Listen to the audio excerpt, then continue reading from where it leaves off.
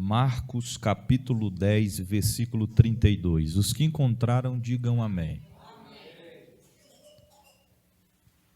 E iam no caminho subindo para Jerusalém, e Jesus ia diante deles, e eles maravilhavam-se, seguindo atemorizados, e tornando a tomar consigo os 12, começou a dizer-lhe as coisas que lhe deviam sobrevir, dizendo: eis que nós subimos a Jerusalém, e o Filho do Homem será entregue aos príncipes dos sacerdotes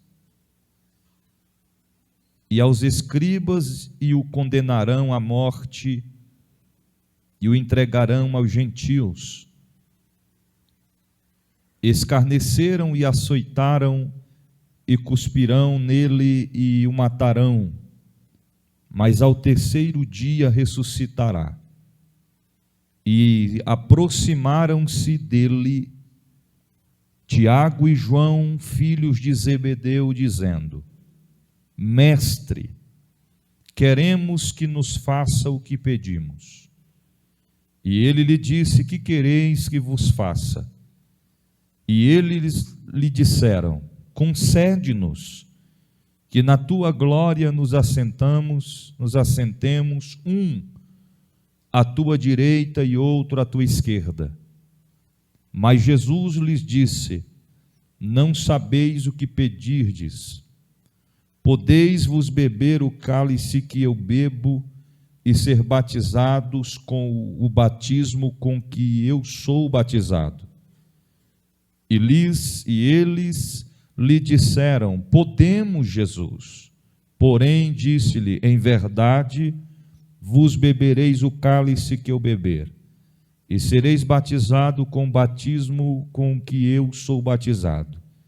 Mas o assentar-se à minha direita ou à minha esquerda, não me pertence a mim concedê-lo, mas isso para que aqueles a quem está reservado.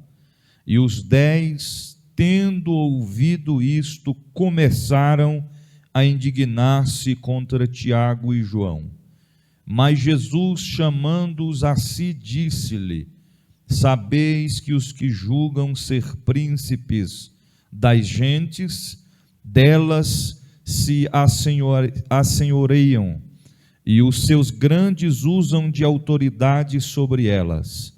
Mas entre vós não será assim. Antes, qualquer que entre vós quiser ser grande, será vosso serviçal. E qualquer que dentre vós quiser ser o primeiro, será servo de todos. Porque o Filho do Homem também não veio para ser servido, mas para servir e dar a sua vida em resgate de muitos. Senhor Deus e Pai, fala aos nossos corações conforme Tu queres, porque a Tua palavra é vida e eficaz. Cerca-nos, envolve-nos com a Tua graça, e possamos ser alcançados pelo propósito e objetivo da Tua palavra, e Te louvaremos. Amém. Podeis assentar.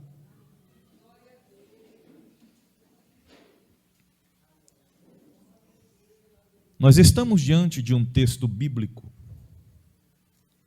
que nos comprovam que existem situações na nossa vida que destacam resultados, ações e atitudes que muitas das vezes não são percebidas. Podemos destacar a respeito de derrubar muralhas. Quando nós falamos a respeito de derrubar muralhas, automaticamente já nos vem ao nosso sentido: o gigante vai cair, a muralha da afronta do gigante vai cair, a muralha da perseguição vai cair. Já vem no nosso entendimento que os demônios que se levantaram contra nós vai cair. Profetizamos que o próprio Satanás é uma muralha que se levanta contra nossas vidas, e esta muralha vai cair. Podemos destacar que o desânimo é uma muralha, a tristeza é uma muralha, a falta de força, de disposição para caminhar, para prosseguir, é uma muralha. Podemos dizer que a dúvida, a incerteza é uma muralha, mas não paramos para meditar a respeito do que o texto acabou de nos frisar nesta noite. E baseado no texto que nós destacamos, eu quero trazer um tema para a mensagem desta noite. E o tema da mensagem desta noite é o pedido que Jesus não atendeu. Embora estamos muitos acostumados a dizer, Senhor, eu quero isso, eu quero aquilo, e a maioria das vezes muitos pregadores, mensageiros, apregoeiros do Evangelho de Cristo Jesus têm infiltrado no coração de muitos de que Deus vai te dar, porque Ele tem que te dar, e de qualquer maneira Ele vai dar a você. Eu costumo frisar e expressar sempre em minhas ministrações, tanto em pregações como em palavras de campanha, mensagens reflexivas ou orações com palavras diárias, de que Deus tem muito para nos dar, e Ele tem muitas coisas a fazer em nossas vidas, e é a vontade de Deus de nos abençoar, não somente abençoar com questões limitadas, porque as bênçãos de Deus nas nossas vidas, elas não têm limites. A palavra de Deus nos diz que é o Senhor quem enriquece o homem e não acrescenta dores. Ou seja, quem tem o campo de visão voltado de que quem enriquece o homem é o diabo, está muito enganado. Quem pensa que o servo e a serva de Deus tem que viver uma vida capenga, na mesmice, na miséria, na pobreza, está muito enganado. O melhor dessa terra é nosso. Mas nós precisamos compreender e distinguir permissão de Deus e vontade de Deus. Na maioria das vezes, buscamos, pedimos, insistimos, perseveramos e queremos que Deus nos dê algo, enquanto Deus está olhando para nós e está dizendo, eu posso até permitir que você receba algo, mas não é a minha vontade, não é o meu querer, não é o meu propósito. E quando aplicamos isso, nós compreendemos que o resultado final de todos os sentidos da nossa vida é a vontade de Deus sendo concretizada em nós. Mas quando nós estamos caminhando, prosseguindo, marchando, sendo conduzidos em direção ao propósito, em direção à vontade de Deus, as coisas começam a se estreitar, as coisas começam a apertar, e às vezes tem pessoas que não conseguem ainda compreender esta situação. Que situação? Quanto mais eu busco, mais difícil fica. Quanto mais renuncio o pecado, mais estreitas as coisas ficam. Quanto mais procuro fazer o certo, mais as coisas se tornam em grandes desafios adiante de mim. Por que isso? Primeiro, porque o caminho é estreito, e além do caminho ser estreito, conduz a uma porta que não é uma porta larga, não é uma porta espaçosa, é uma porta estreita. Mas não existe atalhos, não existe cortar caminho para chegar no propósito final. Tem que ser pelo caminho e para chegar na porta estreita. Fora disso não vai acontecer, porque no reino de Deus não tem como barganhar, não tem como fazer gato, no reino de Deus não tem como dar o jeitinho brasileiro. No reino de Deus, ou é ou não é, ou faz ou não faz, ou está junto, ou está longe, ou está firmado, ou está desfirmado, ou é verdadeiro, ou é falso, ou é fiel, ou é infiel. No reino de Deus não existe meio termo, irmão. Ou nós fazemos as coisas para Deus com sinceridade, ou estamos omitindo o que Deus designou a mim e a você fazer. Então já quero antecipar você, se não sabia, que trilhar no caminho de Deus, da verdade, da santidade, mais cedo ou mais tarde é se deparar diante de não uma, não poucas, mas muitas muralhas. Muitas muralhas. Observa que o texto diz que no caminho de quê? Eles estavam subindo, seguindo em direção a Jerusalém. Eles quem? Jesus e os seus discípulos, prosseguindo como de costume faziam. É importante a gente destacar que o mestre está poucos tempos, está bem próximo ao dia, à hora em que Jesus seria crucificado, em que Jesus seria entregue nas mãos de homens perversos e pecadores. Podemos falar que estava mais próximo do que eles poderiam pensar e imaginar, mas eles estavam felizes, alegres, por estar perto de Jesus também. Não era para pouco. Os discípulos já tinham visto Jesus operar milagres, sinais de prodígios, já haviam observado, presenciado paralíticos, coxos levantarem de suas camas e andarem, já tinham presenciado cegos tornarem a enxergar, já tinham presenciado mudos falar, já tinham presenciado Jesus expulsar, expelir demônios terríveis, já tinham presenciado Jesus curar enfermos, libertar cativos com apenas uma palavra, já tinham presenciado o mestre olhar para alguém e perguntar: o que queres que eu te faça? E esse alguém responde ao mestre: Senhor, que eu veja. Aquilo foi penetrando no coração deles. Mas como assim, um homem cego? O mestre perguntou para ele o que ele queria que o mestre fizesse a ele. E olha que coisa maravilhosa, ele disse: mestre, que eu veja. E o Senhor concedeu a ele a sua petição. Eles foram observando todos os acontecimentos, todo o trajeto do mestre.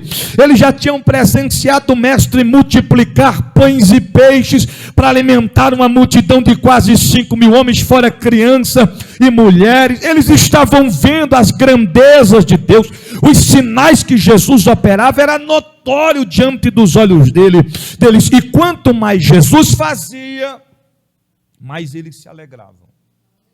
Quanto mais Jesus faziam, mais perto de Jesus eles estavam. Eles eram conhecidos como os discípulos de Jesus. Quem olhava para eles, aonde eles passavam, diziam: quem são aqueles? Discípulos de Jesus. Quem são aqueles? Tem um daqueles dali que era cobrador de impostos, agora é discípulo de Jesus. Quem são aqueles? Tem um daqueles dali que se chama Pedro, outro é Tiago, o outro é João. Ambos eram pescadores, mas tornaram-se discípulos de Jesus. Havia um contraste. Eles, aparentemente, todos eles eram conhecidos como discípulos de Jesus. Andavam com o mestre, trilhavam com o mestre, estavam sempre juntos dele. E eu lembro sempre, Pedro tinha o costume de dizer: mestre, estou contigo para o que der e vier. Mestre, jamais te negarei. Mestre, jamais te abandonarei. Sempre de costume frisavam conceitos a Jesus. Só que quando eles estão andando, prosseguindo em direção a Jerusalém, chega um determinado momento, chega um determinado ponto que os dois filhos de Zebedeu, Tiago e João, começam a dialogar entre si. O texto não mostra claramente, mas com certeza, antes de fazerem um pedido ao mestre, eles devem ter conversado os dois juntos. E como seria essa conversa? Eu imagino Tiago olhando e dizendo: João, tu já percebeu que sempre nós estamos próximos de Jesus? Tu já observou que o mestre nos chamou, nós largamos tudo, deixamos tudo para servir a Jesus? Mas eu nunca parei para pensar nisso. Pois é, rapaz, a gente tinha barco, a gente tinha rede, a gente pegava peixe todo dia, a gente ficava sempre na beira da praia, a gente tinha uma vida folgável, uma vida boa, a gente não fazia outra coisa a não ser o que nós queríamos fazer, mas a gente renunciou a nós mesmos, a gente tomamos a nossa cruz e seguimos o mestre, ou seja, nós renunciamos tudo, todas as coisas, até papai Zebedeu a gente deixou para trás. Já tem tempos, já tem anos que a gente não dialoga com o nosso pai. Por quê? Porque o próprio mestre disse para nós que aquele que renunciasse bens, famílias, até mesmo pai, mãe, filhos, por amor de mim, me seguir, jamais perderia, porque o que eu tenho reservado é além do que vocês podem proporcionar a mim. Mas no diálogo eles começam a conversar entre si, dizendo: nós renunciamos tudo, abrimos mão de tudo, e sempre nós estamos mais próximos de Jesus, estamos mais próximos do mestre. Então eu acho que nós temos que fazer uma proposta para ele, nós temos que fazer uma pergunta a ele, nós temos que fazer um pedido a ele, até mesmo porque ele mesmo tem propagado que se a gente pedir com fé, crendo, nós receberemos. Quem sabe até pode se expressar o quê? A oração do Pai Nosso que estás no céu, santificado seja o teu nome, venha a nós o teu reino, seja feita a tua vontade, tanto na terra como no céu. O pão nosso de cada dia nos dai hoje, perdoai as nossas ofensas, assim como nós perdoamos aqueles que nos têm ofendido, e não nos deixe cair em tentação, mas nos livrai-nos do mal. Nós servimos um Deus que é maravilhoso, Ele cuida de todos os detalhes da nossa vida, e o mais importante disso é que nós deixamos tudo, renunciamos tudo, nós sacrificamos para estar perto dEle. Então eu tenho certeza, João, que quando a gente fazer um pedido a Ele, Ele não vai dizer não para nós, até porque na lógica humana, se a gente for parar para pensar, Tiago, a gente se destaca no meio dos outros discípulos. Não sei se tu já percebeu, João, a forma que o mestre fala com a gente. Eu estou achando que ele está tendo a gente como os mais queridinhos. Por quê? Você lembra quando ele foi ressuscitar a filha de Jairo? Quem foi que teve a permissão para ficar dentro do quarto? Foi só Jairo, a esposa de Jairo, Jesus, Pedro, nosso amigo, e eu e você, João. Os demais ficaram de fora. Sempre era nós que estávamos mais próximos de Jesus, próximos do mestre. Então eu tenho certeza que ele não vai negar. Eu já estou percebendo outra coisa, João. O que? Eu acho que a gente somos melhores do que os outros discípulos. Eu acho que a gente sabe falar mais bem do que os outros discípulos. Eu acho que a gente tem mais valor do que os outros discípulos. Eu acho que a gente merece muito mais do que os outros discípulos. E o que é que você acha que a gente merece, João? Eu acho que a gente merece eu sentar à esquerda do mestre e você sentar à direita do mestre. A gente não vai ficar longe dele quando na glória dele chegar. Não, a gente não vai, porque com certeza a gente estamos com o destaque. E olha que Pedro era mais próximo de Jesus do que Tiago e João, e nem por isso Pedro se deixou levar. Pedro ficou na dele, no cantinho dele, e eles vão prosseguindo, caminhando, prosseguindo, andando. Se vocês pararem para ler as Sagradas Escrituras, todas as vezes que uma pergunta foi direcionada ao mestre, a Jesus, nenhuma delas, Tiago, João, seja qual for dos demais discípulos, tinha coragem de perguntar, dialogar para o mestre. Sempre quem falava era Pedro. Pode pesquisar na Bíblia. Eles sempre ficavam acuados. Quando o mestre acalmou a tempestade vindo andando por cima das águas, quem foi que disse: mestre, se és tu, não é fantasma? permita-me que eu vá andar por cima das águas até ti. E ele disse, então venha, venha. Sempre nos diálogos era Pedro que tomava a frente para dialogar com a cruz. Mas aqui nós encontramos não Pedro, Tiago e João. Por quê? Com certeza eles devem ter frisado a Pedro, e quando eles chegaram disseram, Pedro, nós vamos fazer um pedido para o mestre. E qual é o pedido? O pedido é esse aqui, qual? Eu vou sentar à esquerda, ele vai sentar à direita do mestre, esse é o pedido. E você não vai pedir um assento perto dele? Não, imagino que Pedro disse, eu estou fora desse negócio. Não conta comigo. Eu não tenho misericórdia fazer uma pergunta dessa para o mestre.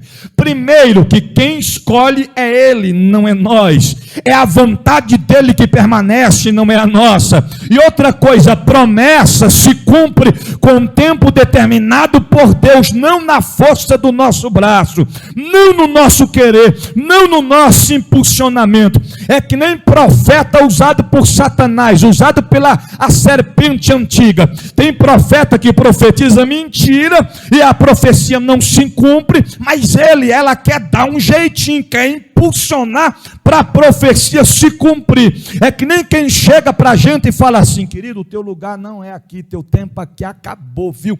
Assim o Senhor me mostrou. Aí passa um mês, missionária Terezinha, 2 meses, 3 meses, 4 meses, 5 meses, passa 1 ano, 2 anos, e o crente não sai da igreja. Aí o profeta usado por Satanás já pensa consigo mesmo, eu tenho que dar um jeitinho, porque senão vai perceber que não foi Deus que falou, porque a promessa não se cumpriu. Aí dá um jeitinho de ferir, cutucar, machucar o irmão, para o irmão ir embora, para a profecia não se cumprir. Mas eu quero dizer uma coisa nesta noite, esses profetas estão muito desenganados, muito desapercebidos e muito frustrados. Por quê? Porque vai chegar um dia que a prestação de contas com o mestre vai chegar. Eu fico assustado, irmão, quando eu entro no YouTube e eu vejo umas profecias que só a graça de Deus. Vai acontecer isso, esta semana. Passa uma semana, nada. Deus me mostrou nesta madrugada que vai vir aí e vai explodir tal coisa e vai acontecer isso e aquilo. E nada aconteceu.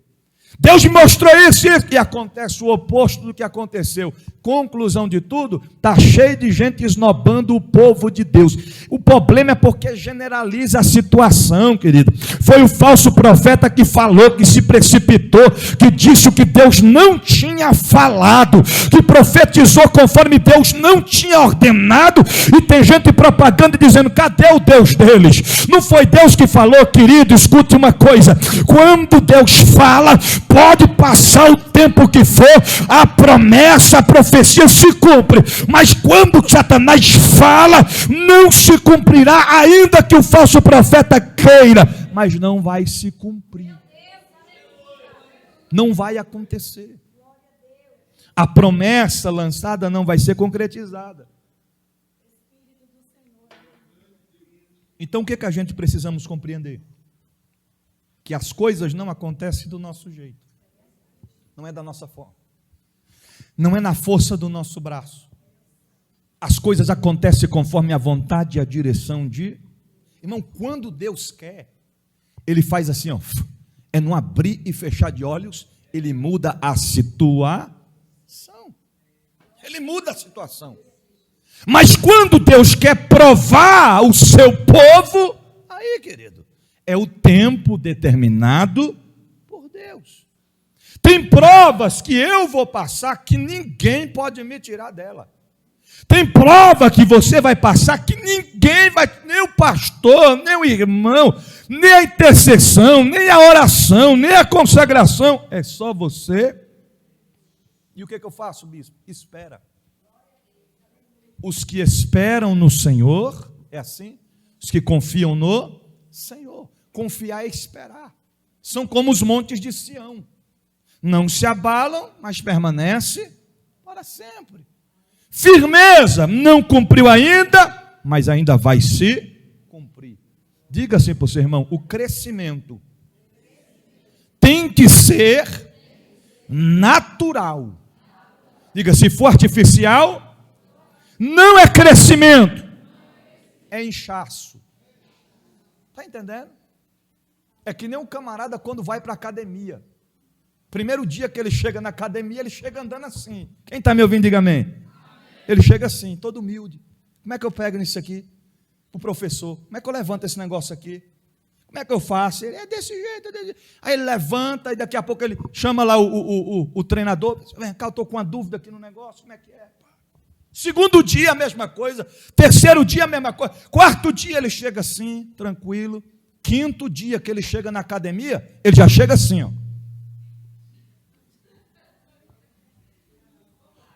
Aí ele já não quer puxar os pesos distante, ele vai para frente do espelho e ele já fica lá.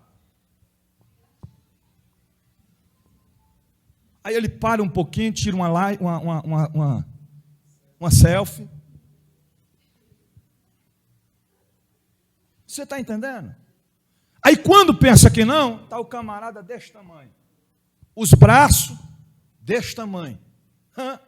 Ó, desse tamanho o camarada. E a selfie está lá. Mas ele nunca tira foto da cintura para baixo.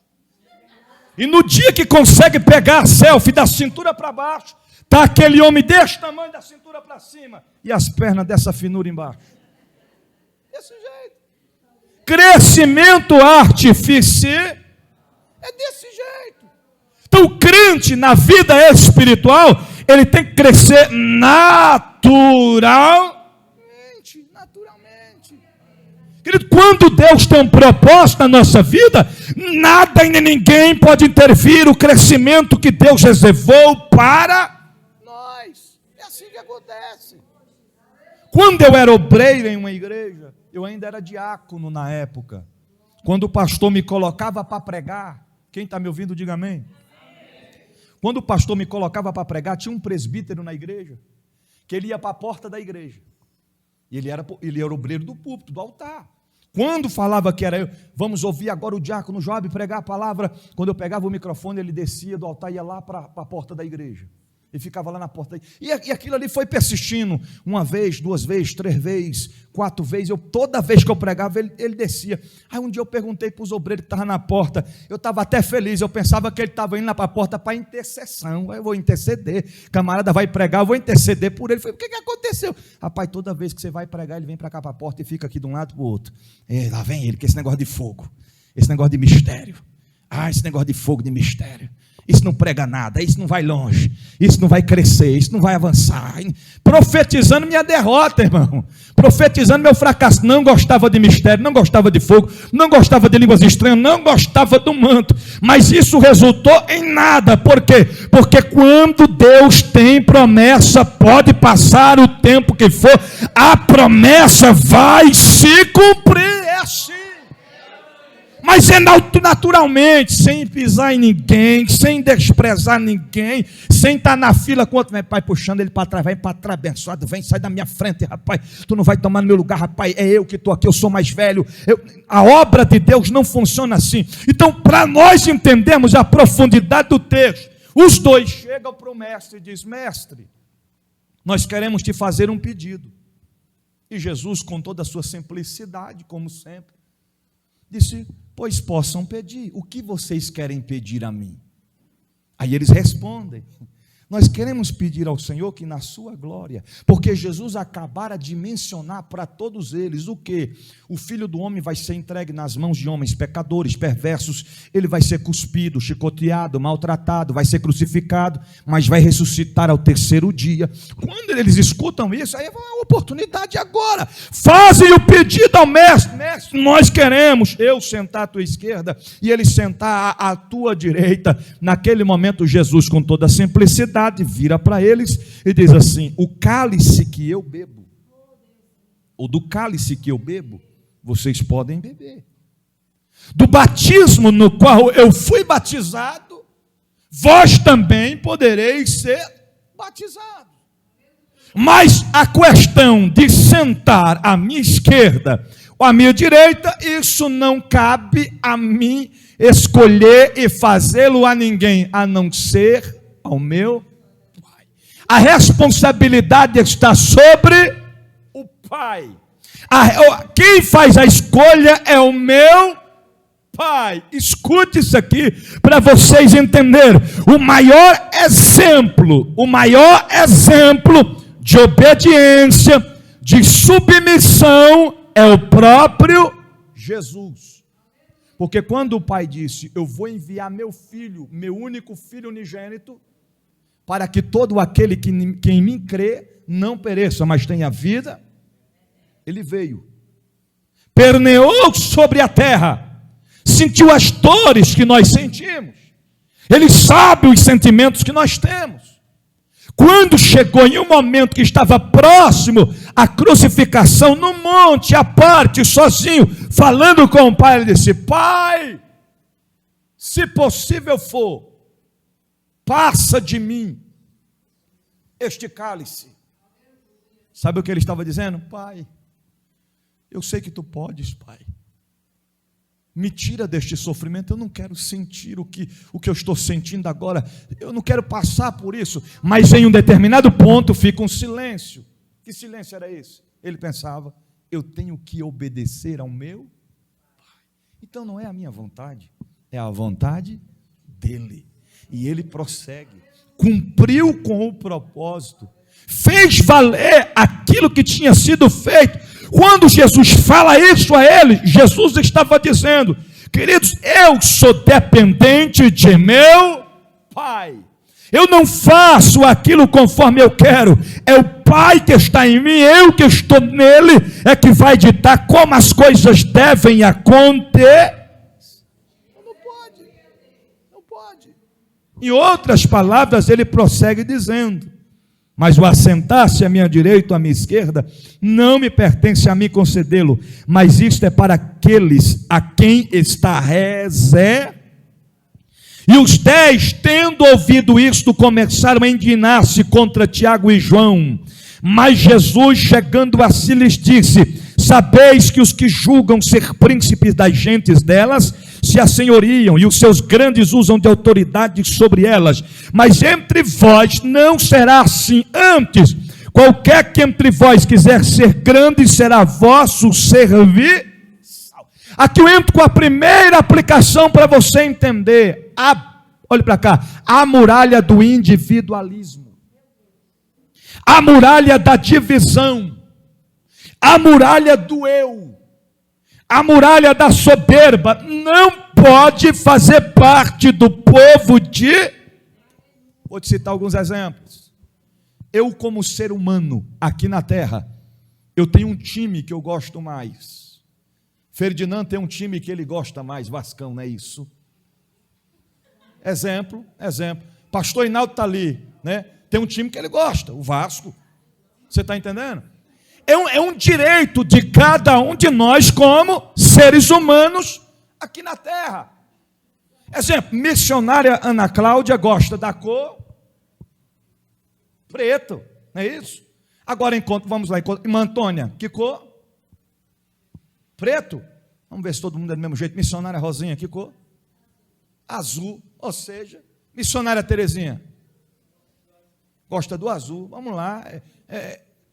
Elionaí, vermelho, certo? Ok. Então, preto, azul, vermelho. Mas não é porque uma gosta de preto, outra gosta de azul, gosta de vermelho, que uma vai ficar com raiva da outra por conta disso. O preto é coisa linda. Não, o azul é mais lindo. Não. O vermelho é mais bonito do que o azul, não. É um direito de escolha de todos nós. É um direito de escolha somos seres humanos. Você está entendendo? Às vezes a irmã vai chegar na igreja e vai dizer: olha meu sapato, bonito, né? A irmã vai olhar e vai dizer: sapato feio da moléstia. No pensamento, né? Bonito ou não é? É bonito, né? Aí a pessoa não se conforma, mas fala aí, o que você acha? É bonito, a irmã está pensando, parece o sapato da bruxa. Oh meu pai, oh meu Deus. Mas é o gosto da irmã, tem que ser respeitado. Você está entendendo? Tem que respeitar. Cada um de nós temos uma personalidade, isso é coisa dos seres humanos. Tem coisa que você olha e você vai dizer: eu não vestiria uma roupa dessa, jamais. Eu não é o meu estilo, não é o meu tipo. Mas a gente tem que ter boa personalidade de um cristão. Você não vai chegar, a irmã chegou toda feliz na igreja, às vezes até foi presenteada com aquele vestido, e para ela é coisa mais linda e tal, e aí chega e diz, irmã, o que você achou? E às vezes nem pergunta, tem gente que é fora do normal, da normalidade, já chega e diz, ô irmã, pois não, minha irmã, o que foi? Que tribulação é essa? Irmão, não faça isso. Cada um tem um direito de escolher aquilo que quer, que gosta. É um direito nosso. Quando nós levamos isso para a questão política, existe hoje vários tipos de partido, cada um escolhe o seu candidato, é um direito nosso. Eu escolho o meu candidato, Ana Cláudia escolhe o dela, Maneide escolhe o candidato dele. Só que quando nós falamos a respeito disso, entra uma aplicação. Porque a questão social é uma coisa, as cores que eu falei, as vestes que eu falei, o time de futebol que eu falei, são uma coisa social. Quando nós falamos a respeito de política, nós estamos falando a respeito de uma questão governamental. Então, conforme nós escolhemos, é o que nós vamos colher. Além disso, entra princípios bíblicos que não podem ser quebrados. Se eu votar em uma pessoa que é contra a palavra de Deus, queira o Satanás, queira nós ou não, eu estou confirmando, dizendo com ele, estamos juntos, estamos juntos. Você é contra a palavra? Eu votei em você, então estou confirmando que eu estou concordando com o que você está fazendo. Cristão não pode ser conivente com isso, querido. A prática do ilícito tanto pesa para quem comete e para quem também concorda com aquilo. Um exemplo para você: o camarada roubou uma bicicleta. Aí no mesmo dia ele passou lá na casa do Adriano e disse: Adriano, essa bicicleta é sua, meu querido. Olha essa bicicleta, pensei em você. Adriano pega a bicicleta e vai dar uma passeada na rua. Aí passa o dono da bicicleta ver Adriano em cima da bicicleta. 190 na hora. Estou vendo, rapaz, que jeito que as características, um camarada baixinho e tal. Que jeito que ele está com terno, gravata, e está com a Bíblia amarrada na garupa da bicicleta. A polícia não quer nem saber. Já aborda logo, bora, mão na parede, mão na parede, mão na parede. O que foi, rapaz? Bora, rapaz. Já chama logo daqui tudo, bora, vagabundo, sem vergonha, bandido. Você está entendendo? Não quer nem saber. Deita no chão, coronhada na cabeça, e está aberto para um lado, está aberto para o outro. Até explicar que focinho de porco não é tomada, já apanhou mais do que saco de pancada de boxe, irmão. Você está entendendo? Quando ele conseguir respirar na mesa do delegado, e o delegado perguntar: onde é que tu roubou essa bicicleta, rapaz? Eu não fui, não, rapaz, eu estava indo para a igreja, rapaz. E essa bicicleta o camarada me deu de presente lá na porta de casa. Eu não tenho nada a ver com isso, não, querido. Não importa. Você está com uma coisa ilícita. Essa bicicleta foi roubada, então vai pagar o preço do mesmo jeito. Irmão, quando eu era do mundão, da malandragem, da bandidagem, quantas vezes a viatura chegava, todo mundo na parede, o pau que dava em um, dava em 10, não tinha negócio de dizer não, bate só nele, não, escolhe dentro da gente aí qual é o escolhido, qual é o sorteado, qual é o benfeitor, o beneficiado desta taca, não tinha esse negócio não, vai todo mundo cair na peia. Então na mesma proporção é isso, quem coopera com o errado no grande dia vai prestar conta com Deus. Ou a gente defende princípios bíblicos hoje, ou amanhã, mais cedo ou mais tarde, a gente vai chorar e vai pagar o preço altíssimo por isso. Então nós temos que entender que as coisas têm que acontecer na proporção de Deus. Não pode haver divisão no meio do povo de Deus. Agora eu vou te explicar a respeito disso. O próprio mestre está dizendo para eles: quando se tem príncipes, eles estão abaixo ainda de outras autoridades. Aquele que se acha seu grandão, por maior que ele seja, ainda tem outro maior do que ele. Você está entendendo? Agora, estas coisas acontecem no mundo físico, no mundo natural, no mundo social, mas no meio de vós, isso não pode acontecer. Vou explicar para vocês num linguajar bem claro para se entender. No meio de vós, dentre nós, é completamente diferente como, mestre? Dentre nós, ei, querido, o primeiro serão os últimos. Você está entendendo? Dentre nós, aquele que acha, eu vim aqui para ser servido, porque tem que me servir, porque eu faço, eu sou melhor. Aqui não existe isso. Aqui o próprio Jesus, o próprio mestre, não desceu de lá para cá para ser, mas sim para servir. Você está entendendo? E dentre vocês aí, qualquer de vós quiser ser o primeiro, será o último, servo de todos. Ou seja, aquele que pensa que tem que ser servido, é o contrário, tem que ser servos de todos. Eu sirvo o pastor, eu sirvo a pastora, eu sirvo os obreiros, não é todos, desde a portaria, desde a intercessão, seja quem for, todos nós estamos aqui para servir. Para servir. Em outras palavras, no reino de Deus não existe maior e nem menor. Todos nós somos do mesmo tamanho. Agora o presbítero Adriano ficou alegre. Ficou, todos somos do mesmo tamanho. E ele está logo do lado do pastor Hinaldo, do mesmo tamanho. Aleluia, do mesmo tamanho. Todos nós somos do mesmo tamanho. Eu não estou falando de questão física, natural, é espiritual. Primeiro que a tua luta é a minha. Diga para o seu irmão, a minha luta é a tua luta. Dá uma olhadinha para a cara dele se ele gostou. Ele está dizendo, está repreendido, estou fora, rapaz. A luta é tua, rapaz. Agora diga assim para ele, a tua vitória é a minha vitória. Olha o sorrisão é machips que ele está dando agora aí. Ó. Todo mundo quer a vitória do crente. Você está entendendo? Mas para usufruir da vitória, temos que passar juntos pelo deserto.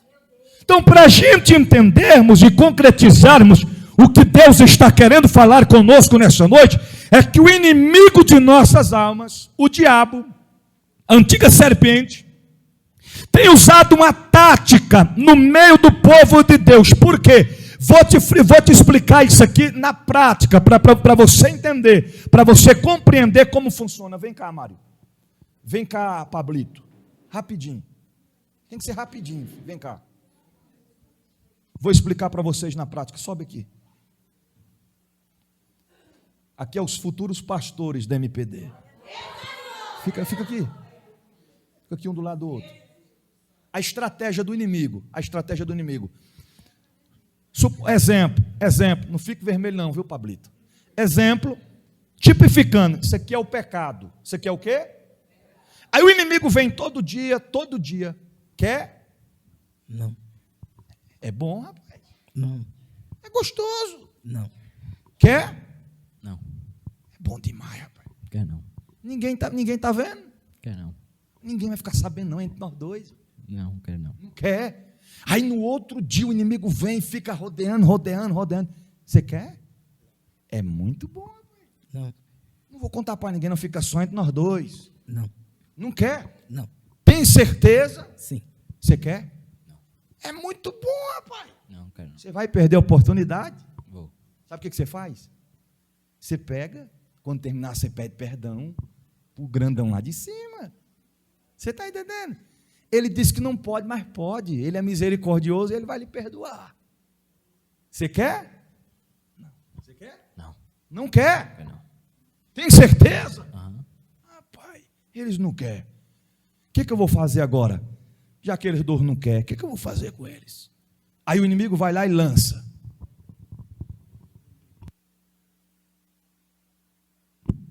Antes de tudo, Ele é meu melhor amigo. seu amigão? Sim. E ele? Ele é meu melhor amigo. Seu melhor amigo? Aham. Ok. Aí quando passa-se uns dias,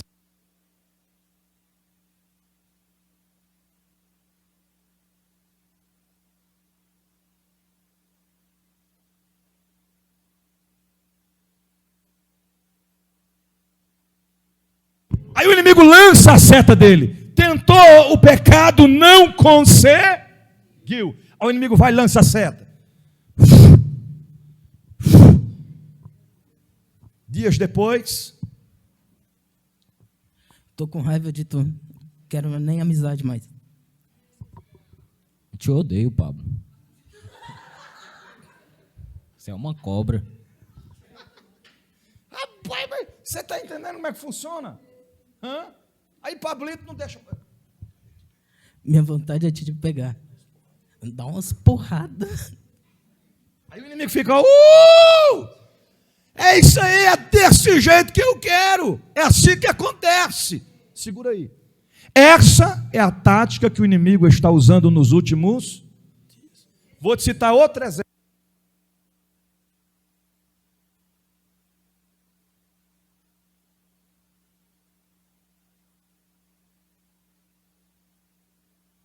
Ok? No outro dia, vai lá.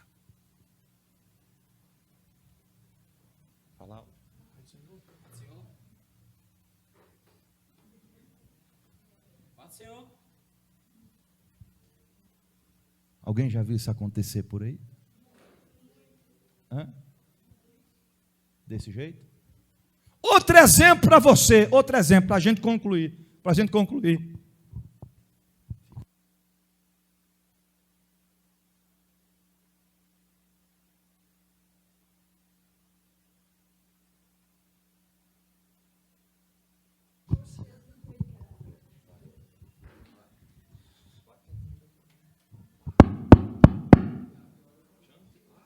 Pablo. Tem ninguém.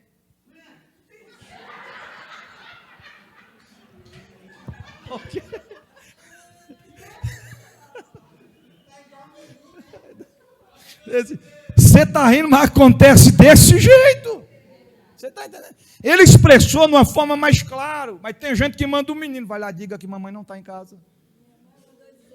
Diga que o papai não está. Aí tem uns meninos que é mais usado do que o profeta. Ele vai revelar o mistério na hora. Aí chega lá e diz, minha mãe disse que ela não está. O meu pai, isso, mas sua mãe está onde? Né? Ela está tomando banho, mas ela disse que não está não. Você está entendendo? Então, para nós entendermos, irmãos, o que Deus quer falar através da palavra, é que quando o diabo não consegue nos contaminar com o pecado, ele tenta nos colocar uns contra. Aí se torna mais fácil, porque em vez de Satanás matar Fabiano, ele coloca Fabiano contra Lucas. Em vez de Satanás matar Ferdinand, ele coloca Ferdinand contra pastor Francisco. Em vez de Satanás matar a irmã Eneide, ele coloca a irmã Margarete contra a irmã Eneide. Mas o Deus da Bíblia marcou esta noite para dizer através da palavra que aqui não tem vez para Satanás. O diabo não vai desunir o que Deus uniu, não vai ter divisão no nosso meio, não vai ter individualismo no nosso meio. A serpente vai perder a batalha. Nós vamos unir forças, ganhar almas para o reino de Deus, porque a porta que Deus abre, o diabo, os demônios, as obras não pode fechar. Aquilo que Deus ergueu, que Deus derrubou, nada poderá derrubar. Isso vai acontecer na tua vida sentimental, na tua vida conjugal, na tua vida ministerial, na tua vida profissional. Este negócio que você está tocando, os mensageiros de Satanás estão dizendo, não vai longe, o negócio vai parar, você não vai prosperar, você não vai conseguir, a porta vai fechar. É mentira de Satanás e dos demônios, porque Deus marcou essa noite para dizer, eu estou levantando pessoas para ajudar a você vencer. Eu estou levantando pessoas, assim como eu levantei nos tempos de Moisés, para ajudar Moisés a permanecer com os braços levantados para a bênção de Deus vir sobre o povo. Prepare o seu coração, porque Deus da Bíblia marcou através desta palavra para dizer, hoje eu estou mandando reforço para te ajudar a vencer esta prova. Hoje eu estou enviando o reforço para tombar esta muralha está sobre você. Aqui não tem vez. Muralha da contenda não vai permanecer. Muralha da fofoca não vai permanecer. Muralha da mentira não vai permanecer. Muralha dos falsos profetas não vai permanecer. A muralha da oração contrária não vai permanecer. A muralha do individualismo não vai permanecer, porque tem unidade, tem compromisso, fidelidade, comunhão. Nós vamos vencer a guerra, diz o Deus da Bíblia nesta noite. Olha aqui para mim. Já viu que tem gente que não gosta da gente de graça? Já viu? Já viu? Essa semana eu fui buscar minha filha Nicole ali no dia a dia do Gama. E quando eu parei o carro de frente ao mercado, o camarada foi estacionar. Quando ele voltou, eu parei. O bispo estava comigo, as meninas dentro do carro. Ele baixou o vidro, fechou a cara, só faltou manifestar. Ele falou assim: você está com pressa, hein, rapaz? Está com pressa, rapaz? E quando eu vi assim, ele já estava para abrir a porta do carro assim. Aí eu peguei e falei: vou quebrar ele no meio agora. Agora ele vai ver o que é um camarada brabo. Ele está pensando que ele está mexendo, não é com qualquer um que ele está mexendo, não. Nem pedi a bispa para me segurar. Falei: agora eu vou para cima. Agora eu arrebento com esse camarada no meio. Vou achar ele no meio agora. Vou partir no meio agora. Ninguém me segura. Se a polícia entrar, vai sobrar também para a polícia. Aí eu botei a cabeça assim para o lado de fora do carro. Disse: ô meu amigão, estou esperando, viu? A bispa estava, irmão. Aí ele fez bem assim.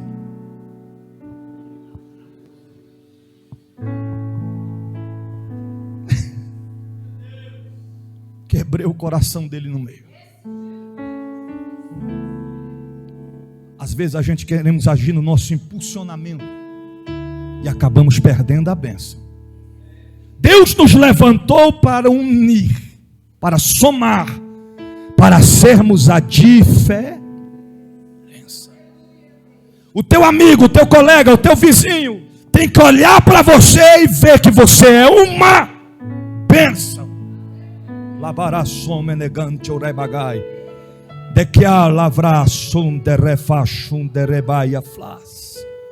Eu quero concluir a mensagem dizendo que o Senhor negou o pedido de Tiago e de João. E nós temos que aprender com isso. Nem sempre Deus vai dizer sim. Grave isso no seu coração. Porque as coisas não são do nosso, é do jeito que Ele quer. É da forma que Ele quer. Nós vamos crescer. Nós vamos multiplicar. Mas isso é como a igreja primitiva fez. Como? Viviam em unidade, no mesmo propósito, e tinham tudo em comum. Você está entendendo? Como assim tudo em comum, bispo? Kiko é? Preto, missionária Ana Cláudia. Kiko é, missionária Terezinha? Azul, missionária Ana Cláudia. Azul é lindo, mas preto também é muito maravilhoso. Você está entendendo? Como é que é, pastor Hinaldo? Time? Flamengo, pastor Hinaldo. Vasco é bom, mas Flamengo também é campeão. Você está entendendo? Sem contrito, sem intriga. Você está entendendo? Irmão, o que você achou desse vestido? Ô irmã, assim, para mim não dá, né? No meu corpo, mas ficou 10 em você. Parabéns. Você está entendendo? Vamos vencer. Assim faz a de fé. Foi o que eu falei outra hora. Irmã, quanto que é essa torta? Quanto que é esse bolo? É R$5. Ô irmã, tá uma delícia. Pena que hoje eu não tenho condições de comprar. Mas na próxima eu compro. Quanto que é, irmão? R$5. Não está caro demais. Não é assim que funciona. Não é assim que tem que acontecer. Profetiza. Foi o que eu falei, fui comprar o milho no dia da votação. Quanto que é o milho? R$5. E só tinha 4. Ele fica para a próxima. Fica para depois, para outro dia. Você está entendendo? É a diferença. São pequenas atitudes que geram grande resultado. Nós temos o compromisso e temos a mania muitas das vezes de dizer: nós estamos juntos, viu? Conta comigo, viu? Só que o estamos juntos, conta comigo, não tem que ser só teoria, tem que ser na prática. Unidade, partir do pão, compromisso, é um se preocupar com o outro, não um se preocupar com a vida alheia do outro. Você está entendendo?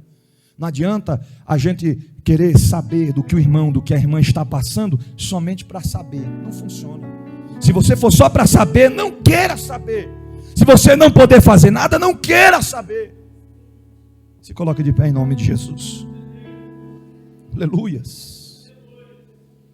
Eu finalizo a palavra dizendo: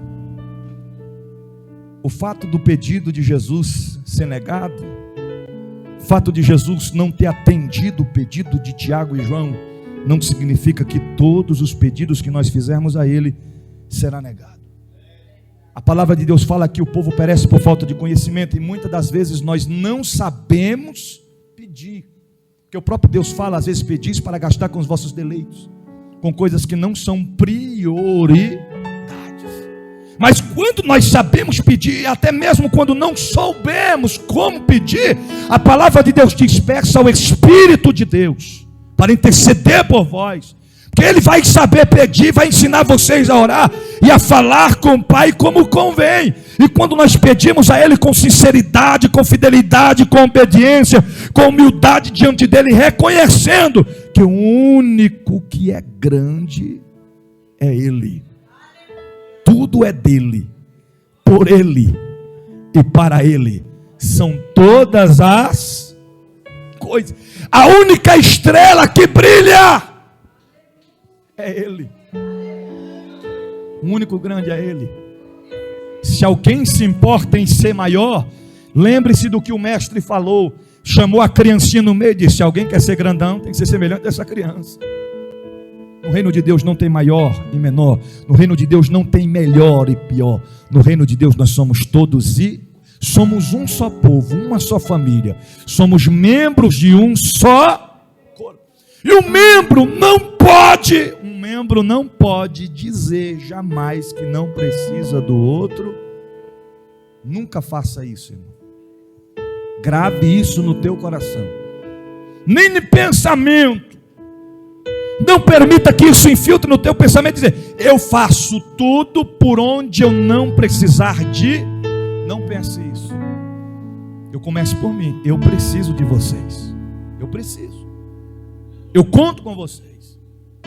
Tem questões que eu não posso estar precisando hoje, mas amanhã eu posso estar. Na mesma lógica vocês. Talvez hoje você não esteja precisando, mas um dia você vai. Todos nós precisamos uns dos outros. Todos nós. Você está entendendo? Levante as suas mãos para os céus. Guarde esta palavra no teu coração. E uma vez guardando-a, coloque em prática. Porque não podemos ser apenas ouvintes, mas sim praticantes da palavra do Senhor Jesus. Você pode dizer amém?